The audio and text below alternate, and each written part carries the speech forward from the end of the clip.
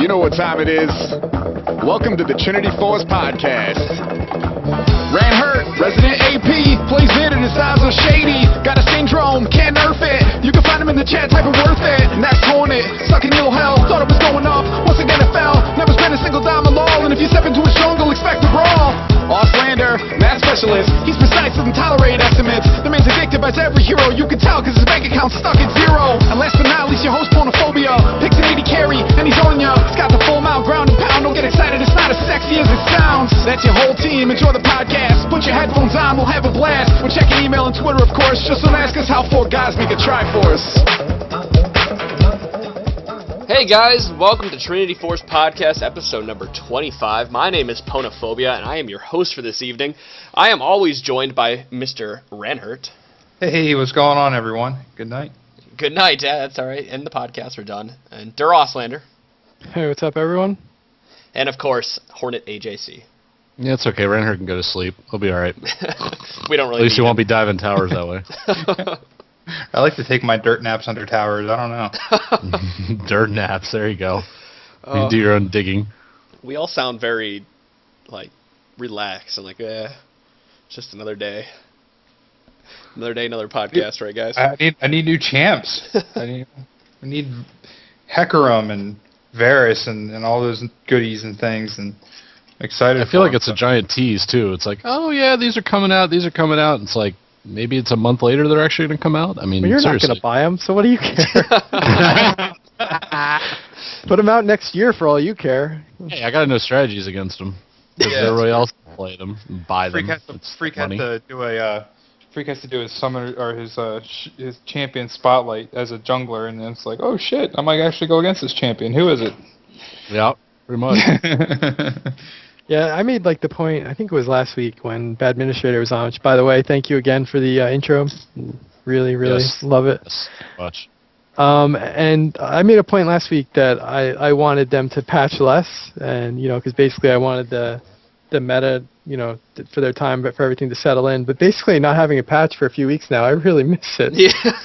We got nothing to talk about. Yeah, well, that's part of it. But I don't know. I in a way, I kind of like, the game's changing. At the same time, though, I don't know, I'd like it to be solved. I'm sort of basically a hypocrite, but yeah, I don't know. Maybe you can't help it. By the way, as far as champions go, I'll never trust Freak again when he says, "Oh, I take this champion in the jungle," because I've yet to see LuLu in the jungle now.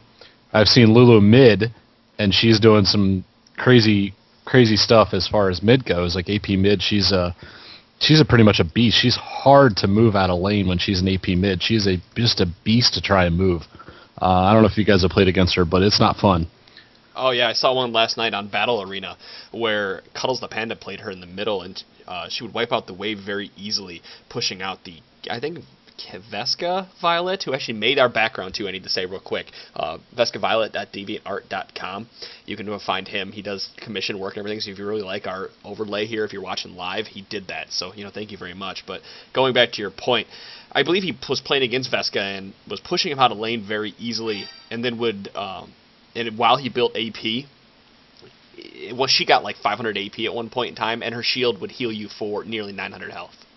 And there was no way to kill it. She would put it on Lee Sin, who would safeguard Iron Will himself for 200, and then get the shield, and so that's an extra 1,000 life on top of his 2,000 you already had to chunk out. And let me just say that her auto attack it's pretty nasty because of that pixie. It's kind of actually pretty annoying, because if she just pokes you a couple times, it's enough to push you to make you, stay in a safe part of the lane and then push you out of farm every once in a while. And it can just cumulatively add up as she just pushes and pushes and pushes. And she does have a lot of health late game. I was really surprised at how much health she can build really quickly per level. I'm not sure if it's any different. All that seems to be missing is that her move speed seems to be pretty slow. But other than that, she's a beast in mid. I've definitely seen her, and I've seen a couple streamers talk about it where she's pretty nasty in solo queue as well. So go ahead. I actually saw Soter today. I was watching his stream, and he played LuLu and did a pretty good job. played her. I think it was top. I was like half paying attention, and I missed actually the beginning of the laning phase because I think they had a Fiora mid that just went on Ranhert mode, basically, just repeatedly doing the dumbest thing you could ever imagine.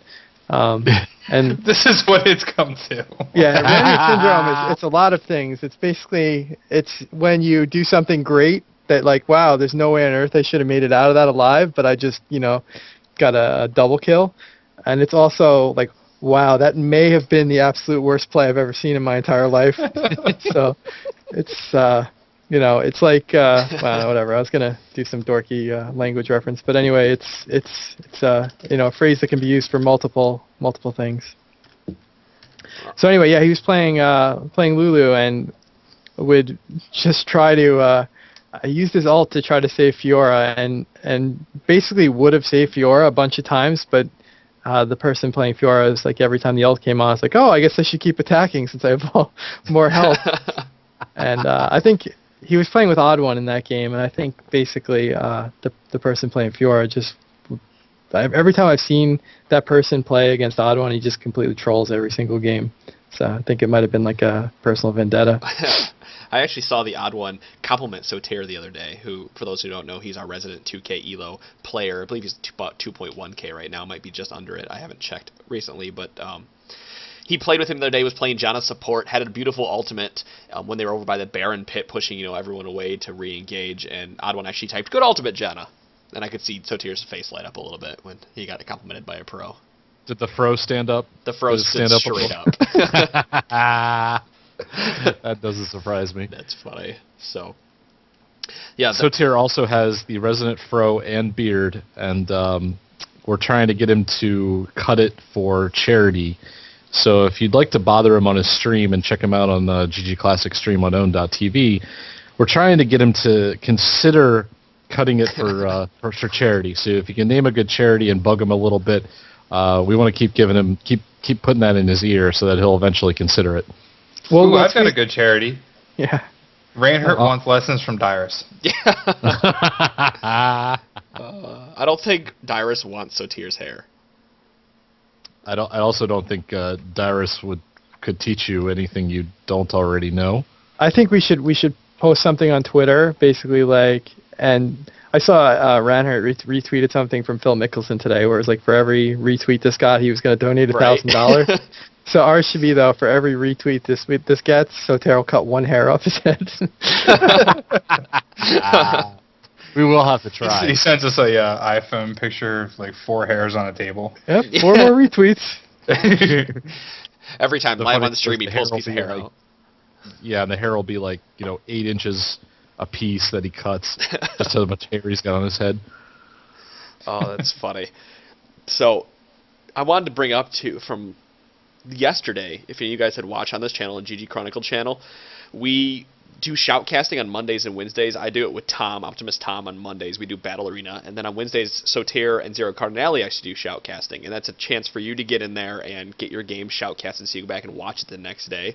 And I really wanted to get people that are listening to this podcast or watching live right now to come around on Mondays and Wednesdays. Mondays is 8 o'clock Eastern Standard Time, and Wednesdays is 5:30 Eastern Standard Time. And you can come into QuakeNet and go to the GG Classic channel. We always ask for people to join and play the games. We want anybody of all skill levels to come play. The only prerequisite is you have to be level 30. And everyone in this chat right now can say, I've played in Battle Arena, and I'm sure you guys can attest to how much better of a player it made you. Well, I don't know about how much better of a player, but it's definitely fun. I mean, you may get to play with your favorite podcasters, or you might get to play with some good players. So it's it's a mixed bag. You get what you get, and you go in and you have fun with it, and try not to suck too bad with the casters. Yeah, just think of all the exciting conversations you can have with your friends the next day when you told them you absolutely shit on a podcaster in lane. or you taunted Ranhert enough that he dove the tower at you and then you got him killed. That's the best one. You definitely tell all your friends about that. It's like, oh yeah, I initiated Ranhert syndrome and I taunted him right into it. That's why you have to Which, by the way, if you actually are able to play with our friends, you're actually probably playing with players who are 500 elo better than us. That can happen sometimes. I'm just joking. But it's the time reference of our friends. They definitely have tailed us more than a thing or two that from playing better games in this battle arena, and it's a good learning experience to go back and watch the replay and see what you did and what you didn't do. And Sotir is there to give good Ponophobia also give good criticism on what you're doing and what you might be building and what you can do better. And you can go back and look back at it after you do it, and it really is a good learning tool. It's better, I think, than just looking at your own replays, where you can actually look at the entire game itself as it's being seen. So. Yeah, and sometimes it's a little tough to take that medicine, like when you watch the replay and they comment on something stupid you did. Like, boy, why would he do that? And you're like, well, yeah, that's actually a good point. Why would I, initiate when, my 80 carry's going back? But it's definitely a good experience. So. I actually while we're talking about this, I got a voicemail in here on the T-Force. I don't know if I even should play it. I can't listen to it right now while we're talking, so I'm going to take a community vote here. Should we play this voicemail even though I have no idea what it says? What, like blind? Yes, just blind play it right now. Wow. Yeah, I don't Are we worried about PG-13? Yeah. No. What if it's got some crazy racial stuff on it? We didn't leave the voicemail. At least I don't think I did. No. Yeah. Well, see how that worked out for Opie and Anthony. Oh, it's only 3 seconds long. I'm gonna play it right now. I'm gonna turn up my mic really loud. Let's see what happens. Oh God. Wow, that was a great voicemail there. Thanks for calling. Thanks for calling in, guys. Oh, I'll make sure That was the wrong number. They got the voicemail. Like, what the hell did I dial? Some assholes. Yeah. Oh, make sure you write down that time right there, Ranhert, so I can actually put that voicemail in there when I go and. I didn't write down anything. I haven't even been. No. You better start. Whoops. All right, fun. So, while you're starting that, someone should talk about the awesome T-shirt contest that we were doing. So yeah, just a reminder that we are doing a T-shirt contest for the Ranhert Syndrome T-shirt, and the contest is you design. By the way, we're adding meetings as we go to what Ranhert Syndrome actually is. Yes, oh yeah, that's all sorts of things. But you designed the T-shirt. Send us your design at feedback@trinityforcepodcast.com. We'll choose the best one and actually make it a T-shirt, and then you'll get one of the T-shirts for free for being the winner. So send us your designs. There's plenty of places where you can go design a T-shirt. It's pretty easy. For those of you that want to know, Ranhert Syndrome is being a little overzealous, diving under towers, trying to get the kill no matter what it takes. Saying worth it even when it wasn't because you died. Admitted you were powerless over Ranhert Syndrome and that your life had become unmanageable. Yes. That's all those things are Ranhert Syndrome, and you decide the T-shirt, send it into us, and if you win, then we'll send you a free T-shirt of your design. Our thanks to you for being great listeners and helping us out with the T-shirt. So we're excited about it. We'd like to get them. We've already gotten a couple, so send them in, and who knows, you may be the ones picked. Well, there we go. So now that we've babbled on a whole bunch about this and that, I'm trying to get back into our document because I was playing that voicemail and it's on a whole different document. So bear with me while I chat here. We actually had an email come in from a listener, and he told me, make sure you say my name correctly on there. And his name is Antinactos. And he asked us 2 questions. And the first question he asked is, why does lifesteal seem more efficient than spellvamp? And he goes on to say, compare a caster with 50% spellvamp and 80 carry, 50% lifesteal. The 80 carry will 100% of the time gain back more health than the caster, even if they have the same attack speed. So why is that? And I kind of want to get that over to the Mathlander here. I know he hasn't done any pre-math, but... Yeah, well, basically, I mean, you even mentioned it to, I think in an email to me. But basically, it's because the spellvamp, it's all dependent on your actual abilities that all, are affected by cooldowns, whereas lifesteal is just, your auto attacks, basically. And those are, even if you have no attack speed, you're still attacking 0.7 times a second or something like that. So, and in most case scenario, you're usually over 1 attack per second, by the point where you'd have a significant amount of lifesteal.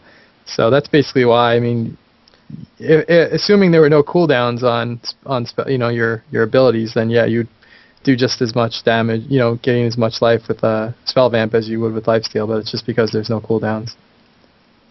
Very simple, easy answer for that one. So he goes on and actually says that after they released the new runes, he bought all the 5 for 10 runes, seals. Gold, Yeah, gold for 10 runes. And he's replaced all his seals with those and all his quints with those, and he wants to know if that was the correct thing to do and if he's missing out any important stats. And I kind of want to lead that one by saying I've actually changed up how my runes have been recently. And if I go over here to my Alistar, I have an Alistar Soraka page. I don't run the seals anymore on that page. I actually run mana regen on both of them. You don't really need it so much on Soraka as you do like an Alistar. And if you run down, a lot of people run down the utility tree in their masteries and pick up that extra gold per 5 that you get from the greed ability, which ends up giving you gold per 10, which ends up giving you 5 gold per 10, and that's really all you need in the bottom lane. You don't need all that extra gold per 10. It's nice for all those extra wards and everything, but if you have a good carry with you and you know when to go back to pick up the Philo Stone and everything else you need, you'll find yourself not building that many items, and instead you get a Philo Stone, you got boots, and now you're spending all your money on wards. You don't run armor seals on Alistar? No, I run armor marks on Alistar and the mana regen, so I can. Well. I'm just way aggressive. I mean, I understand that armor makes you tankier, but I start with 45 armor on him already, because I'll get hardiness. Not to mention the armor seals, marks that come out of him. So I've never felt the need to need those, because your ultimate makes you as tanky as you need to be. Now, the one thing I do want to say is, because the way he says it on all his rune pages, I know for a fact that I don't think you should do it as an AD carry. I think you are missing out on too many stats, especially armor penetration, which, Mathlander can vouch for this, because I know we've discussed it before, where how good armor penetration becomes, especially after level 3. Having extra gold helps, but a lot of times those runes that your stats that you may be missing out on actually really help you, especially when either the first team fight happens or the first real engage from a jungler comes into a particular lane. A lot of times that's going to be the difference between a kill or you dying. Especially, I know when I build my Janna rune page, my Janna rune page only has gold per 10 quints, and then I do. Let me pull it up real quick just to be sure I have it right. But I do, mana regen, glyphs, armor seals. I do 6 cooldown reduction reds and 3 magic penetration reds as a mixture, but you got to look at it as there are some stats that you really can help you sustain. I know there's a lot of times where we've seen a lot of pros that they'll run top lane, they'll run almost all armor, depending on who they're facing, just so they have the sustain that they need. Or, for instance, in an Aurelia page, I know a lot of Aurelia pages have health per 5 quints. So just to give you some idea of some things that I think you might be missing out on by doing all gold per 5 on all your rune pages. And it's not a bad idea either with your seals. I have a gold 4 gold per 10 support page where I run just enough the greater seals of Averance to get 1 gold per 10 on it, and then I run the rest of my seals as armor. And I'll also use that as an Alistar if I feel I'm going to be way more aggressive, and I won't need the mana regen, because that gives me 1 extra gold per 10. I do have the quints and everything, and then I just run flat magic resistant flat armor in between everything else. And there's just so many different ways that, like you said, you can do your runes to make yourself either tankier, sustainier, have your cooldowns down and everything. So, and yes, I realize I keep saying gold per 5 instead of gold per 10. I'm much more used to playing other games. Now, can you talk about the AD carry part of it, because, or you are Auslander, because I know you guys did the math on it, and that would actually be relevant to this. Which is for the armor penetration. Mm-hmm. Yeah, I guess. Well, the armor pen, it depends on which champ you're playing. If you're playing like Corki, armor pen isn't better, because your E is going to shred armor anyway, and plus your passive deals true damage based off, I think, your bonus AD. Adam would probably, Pone would probably know that better than me. But on any champion where you're basically just going to auto attack, like that's where the majority of your damage is coming from. Running just straight armor pen is like way better. The downside is it makes last hitting early, more challenging. You have to be way more precise. Yeah, way more precise. I'm so used to last hitting with that extra 15 AD that I get. Yeah, because basically you're doing true damage to minions, regardless if you go all AD or if you go all armor pen. Up until I forget, I used to know the time, but I think it's maybe 10 minutes into the game. Yeah, it was. I was gonna say it's 10-12 minutes. You did. Yeah, you're basically doing true damage anyway, just with the regular masteries, with the 10% armor pen, and then also the six armor pen on top of that. So yeah, basically on someone like Ashe or I think I worked it out that on Caitlyn it made sense to run just straight armor pen. That was the one I remembered. Yeah, well, Caitlyn's kind of a borderline case because her Q and her R both scale off of AD.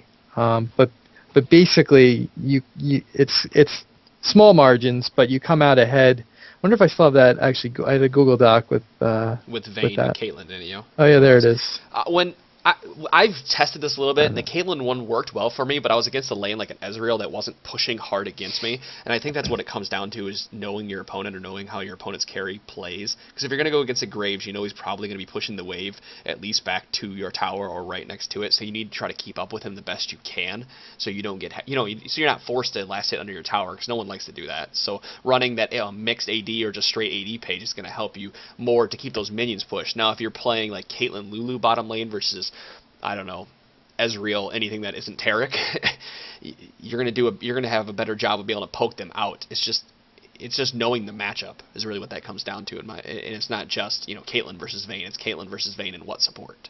Now compare that to if you were to change those to gold per 10 items or gold per 10 quints. Oh yeah, how much? Yeah, you're giving up. I mean, basically, if you're going armor pen against another AD, you're basically doing true damage at level 1, and then at level 2, it's not quite true damage. It's it's a little bit above, and you're giving up. If you're running armor pen, it's like 20.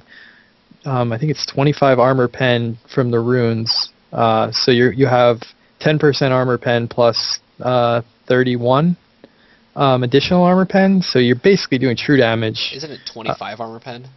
25 for the runes. Yeah. Six for masteries, and then 10%. So you're basically doing true damage for at least level 1, and then you're way ahead level 2. So you're giving up all of that on level, you're giving up basically probably, I don't know, I could do the math real quick, but you're giving up quite a bit of damage, if you're going to harass by going gold per 10 on the carry. Carry. But see, like you had mentioned Ashe earlier, playing with that, and I've been playing her a lot more lately, thanks to you guys saying, hey, you should play Ashe. And yeah, it's awful. Your Ashe is terrible, by the way. Yeah, my Ashe is awful, apparently.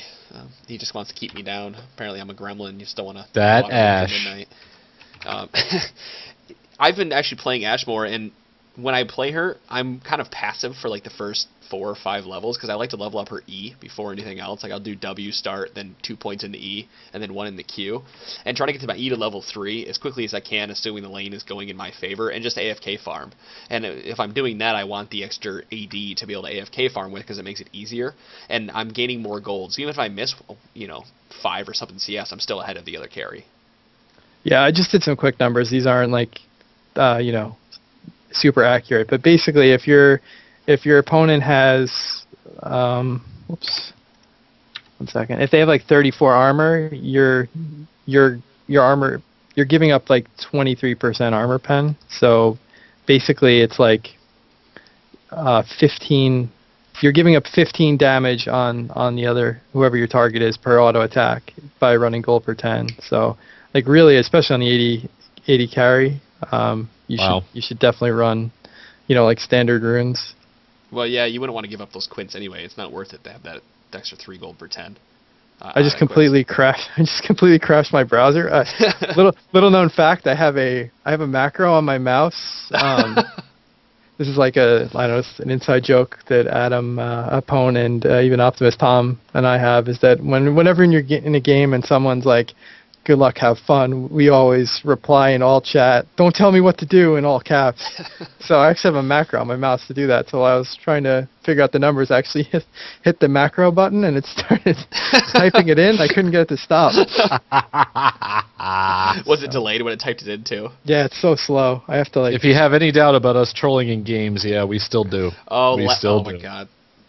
Last night we played, I had 80 Jenna bottom with a Nunu, and it actually worked out quite well. However, DC Wasabi was playing top Caitlyn and started trolling. By the end of the game, he was 0-20 and nothing. Because he just started running into people and dying. And the enemy team was like, screw you, you're only worth 10 gold. One guy said, the big race worth more than you. The big rate is nice. So yes, we definitely troll. We definitely troll each other. Now, as far as the other lanes go, I know I'm almost positive you can't do it mid and you can't do it top. I could see it possibly working for certain junglers. You could maybe do it top, but it would be like very specific. Like maybe on like Shen, someone that's just kind of like broken. Maybe even Warwick. But yeah, I wouldn't recommend it either because you're giving up, especially top. You're giving up a ton of armor and. See, when you're up there by yourself and you don't get much visitation from either jungler, you're just in one-on-one situations. That gold is gonna. I don't like how that matchup would go. I think that would really hurt the setup and hurt what would eventually happen between the two. Yeah, I mean, you just would have to be playing a champion that was like so broken that it almost wouldn't matter what your runes are. Like that's kind of why I said Shen. Like Shen, basically, you could probably run any runes and you'd be fine top. And then even Warwick to an extent. I mean, he's got some bad matchups too, but he's just got so much in like natural sustain, and you'd probably be fine with him. But yeah, I mean, you're basically, it's like you're gambling that you can make it through to the point where you get your first couple items where you sort of catch up. And right. I don't know, it's really like a gamble that I don't think is necessarily worth it. Well, you run the gold pretends in the bottom lane. 'Cause one, you're not taking any CS, and that's really the reason. You're not taking any CS at all. So you need that gold income so you can buy wards, and supports are not that item dependent as the other champions. So they don't need as such a heavy, steady income of gold to come in, and any gold they get is going to go to awards, and most people just build a Shirelias. That's pretty much what they're rushing on most supports anyway. So, and you're going to have that after a couple assists, assuming you're in the right fights and the right positions. I was going to say the first two things I rush are, for Janna, for instance, are Heart of Gold and Philo Stone. And make sure I got those two even before I have my cooldown reduction boots. Right. Well, she's and then already with.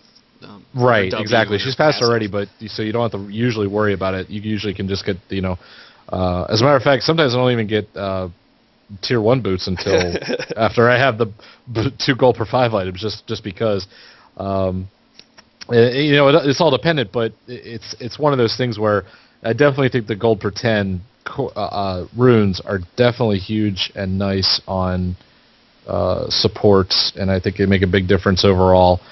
But I was trying to think, I could apply, and I might test this out at some point, I could apply gold per 10 to a jungler like Maokai. I think there's a chance there that he could, because there's not too many quints that really benefit him to a massive extent that you can't get stats from other runes someplace else. So I may try that sometime because you automatically rush a Heart of Gold with him anyway. What quints do you run on Philo him Stone now? and Heart of Gold. So it's that may be a thought I have to go check into, at least look into. What quints do you run on him now? I I was going to say, do you run like experience or move speed? actually run ability power for him. Okay. But it could easily be swapped out for something else. You think? Those could but the ability power. I mean, obviously, I'm not doing all that much damage overall. I think the only reason I ran ability power is just so I go through the jungle quicker. Mm-hmm. At least in the first pass, I think that was the whole idea behind that. But if I ran gold, I bet I could still do it. And that may actually be a benefit in the long run if I got quicker itemization with it. I was going to say, What's I guess that? that's something you need to do the math on, is getting 3 extra gold per 10 seconds. worth it over extra experience or anything. Right. How much gold does that put in for, say, like a 30-minute game? Mathalander. Yes. We'll have to run 18 gold per minute, so whatever. 18 gold per minute. I don't see you really getting anything any quicker with only 18 gold. 18. So it's 54 times 30. So what do you want to say? It's 18 times, say, like a 35-minute game. So yeah, it's 630 gold. So a few wards and two ruby crystal. cloth armors and almost a health pot. I mean, I would. You know what it had to be I just had to experience it, because that would all depend on, where in my jungle routing that I would normally go back to base. Would I actually have enough gold to get another item from? No. Maybe another health pot. that would have to be where that plays out, and of course the jungle routing would be slightly longer because of not having the AP in there. So it would definitely be another health pot. So I don't think you'd be better off with like move speed. Maybe it'll make you run it through a bit quicker, or even experience if you don't want the AP. Yeah. I know Dan Din used to run them on, I think, Rammus, the pre-nerf Rammus. I don't know if he would anymore, but he used to run gold per. Yeah, that would make sense. Gwyn's, because he's already kind of tanky. He doesn't really need. Doesn't really benefit from all that many stats other than maybe more armor. But right. Did we lose Ranhert in all this? No, I'm here, but Okay. I hate the numbers. So I just want to make you sure guys do the numbers, and I'll just be here for comedic value. I just want to make sure your daughter didn't go nutty on you or something. No, she's fine. I'm still here. All right, good buddy. So. You know what? I think, lastly, we should actually do a segment that we haven't talked about in a while. And it actually has to deal with you, buddy. With me? With you. Oh, wow. So I guess we're going to do support Ranhert then? No, we're actually just going to close out the podcast. Okay, we're going to play the hump the bottom of the tower game? Yeah. It's fun. Eat the dirt, Gabe. Yeah. If you see only 2 bars, there's a good chance you can kill them. So do everything in your power. Flashes, whatever it takes. Even if it's flashing into a turret to try to hit them. Hey, you flash in. You don't flash out. Yeah. The hell? You solve one problem at a time. You worry about that later. Yeah. You've got the kill. Now you have to do the dance or the victorious dance under the turret, right? Yeah. I mean, as long as you get the kill, you can say worth it to all chat. It reminds me when I was like 19, I went on this trip, and it was I think we were going to Ohio, and it was like an 8-hour car ride, and I spent all my money on the ride there, just buying dumb shit. I literally had no money for the entire weekend. That's basically another definition of Ranhert syndrome. You spend all your resources on getting to the destination, and then when you get there, you got nothing. You blow it all. This is why we need to teach you. We need to watch you play, characters like Lee Sin and Jax. So maybe you can get in and get out. He learn that's middle. To pull yourself out of those situations. Well, when he plays LeBlanc, he refuses to bounce back once he just. He will never use his W. It's like, nope, I'm staying in. Yeah, you're in. You don't waste your W on 2 blinks, right? Or your R. You gotta get in there and do it. I can only imagine if you played somebody like Gragas, you'd charge in and not have the ability to charge out because the cooldown wouldn't be up in time. That'd be the thing that she would do. Yeah, pretty much. Enough about me. How about more about you? Let's support me. Let's keep me alive, for God's sakes. Oh, Lord. No. All right, so I've got 2 picks. The first one's a little unconventional. Second one's pretty conventional, and I don't think we've done either. I know we haven't done the first one. So I guess let's change it up, and we'll do Pone. And, oh, God, you said my real name. It is all over. Yeah, well, they don't know your last name. Trogswell. Oh, God. Too fun. All right, so you do. We'll do Pone and Hornet. All right, sounds good. All right. No, he's too good with the math. He'll actually get the right answer every time. Gotta go with gut instinct. I'll get the right answer, and then you guys will just pick Hornet anyway. That seems good. All right, it's good to go. So the first one, I am going to play an AD Twisted Fate. We already did that one, didn't we? AD No. Twisted Fate? No way. I thought Tom picked it. Oh, whatever. Tom doesn't matter. We don't even like that guy. He's the I like worst. Tom is the best, and I will not let you besmirch his name in my presence. Tom is the worst. Talking about Optical Dom. Yeah.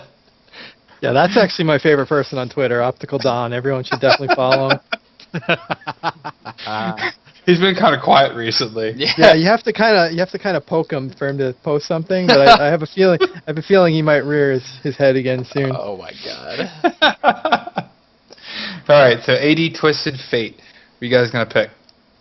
All right, I got this one. I'm actually gonna support it with a Nautilus bottom lane because it's a giant lumbering Hulk. He has such great mobility in and around the map. Not to mention sitting in bottom lane. You pop somebody with a Q. Now they're stunned. Now I've got them. Or I'm sorry, they're brought toward you. Now I've put them in place with my passive. You follow up with a gold card. I suddenly hit my E. They are so slow that they can't get the hell out of there. And if I'm level 6, I also have an R. They are going nowhere. Now, if I'm with Ranhert, I can't expect the gold card to ever actually come out in time, so it'll probably be a red or a blue card. And that's why I have the ultimate on Nautilus to make sure they don't go away. Now, you said mobility on the map, where he has the slowest mobility of anybody out there. Yeah. So if he gets I into gotta refute that one a little bit. No, let me there. say, if he gets into a bad gank, his Q is going to be back up to get him out of the gank.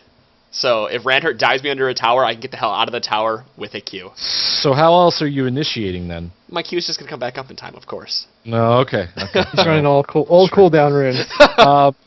I'm gonna say a similar champion that came to mind is Leona, and the reason is because not only do you stick to a champion, but there is a consistent stun lock that would happen from a combination of an AD Twisted Fate and Leona. Leona's out there out front. You can coordinate the stun, keep somebody in place, and work your way through with all the abilities. The damage that would sit on somebody once Leona was on top of them from an AD Twisted Fate, I think would just keep them right in place. I also like the fact that her ranged ultimate is so good for starting the initiate, not to mention that she can be out there and out front starting the initiate, and Twisted Fate can teleport in from behind or the side and finish off anybody that Leona would initiate on. So I'm going to say Leona for this. All right. I don't know. I can't really choose a winner. I'm gonna pussy out. But obviously the theme there is that, you know, if you picked AD Twisted Fate with the gold card, just having that extra stun and picking a support that has a bunch of stuns and does damage, along with Twisted Fate, is going to be a pretty strong pick. Plus, with Twisted Fate's ultimate, you know, if all the stuns or the CCs and slows and everything and you know, your target's still getting away, he does have that ultimate to be able to get behind him and take him out that way. So there's a lot of utility there. You don't see it very often because he does have a short range. But AD Twisted Fate used to be pretty popular back in the day. So it could happen, could work.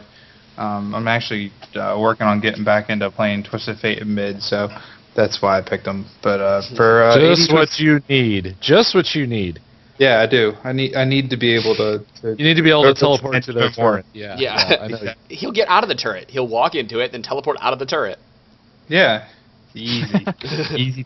Easy. That's good use. I want to witness this. Exactly. Hey, after this, we can witness it all you want. Yeah.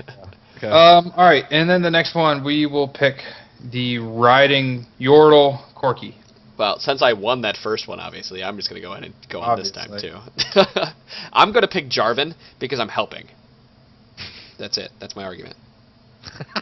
Anyone who gets that reference, I hope. I don't know how you're helping. I'm going to pick Tarek.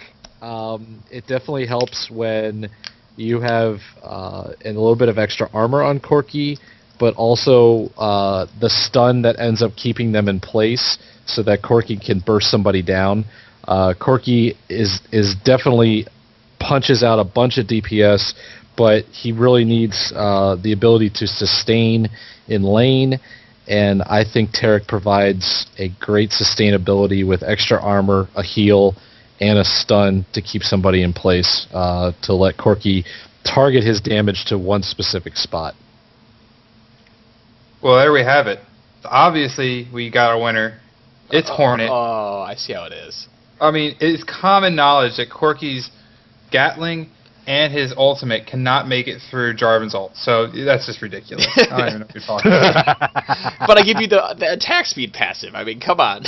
Have you seen La La La La Demacia? No, I don't Jarvan's watch a that. wuss. Yeah, we need to watch it because it's funny.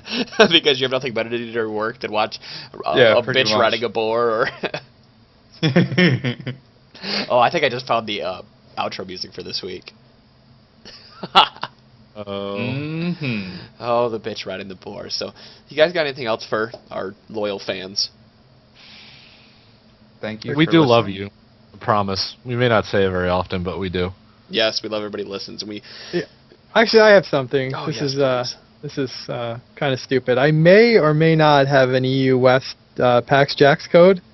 So just I guess contact me on Twitter at DuralSlander. First person that does it, I'll give them the code. I don't know if it's gonna work. It might not. So no promises. But We seem to do that a lot with our codes. Well, Yeah, this well, could work.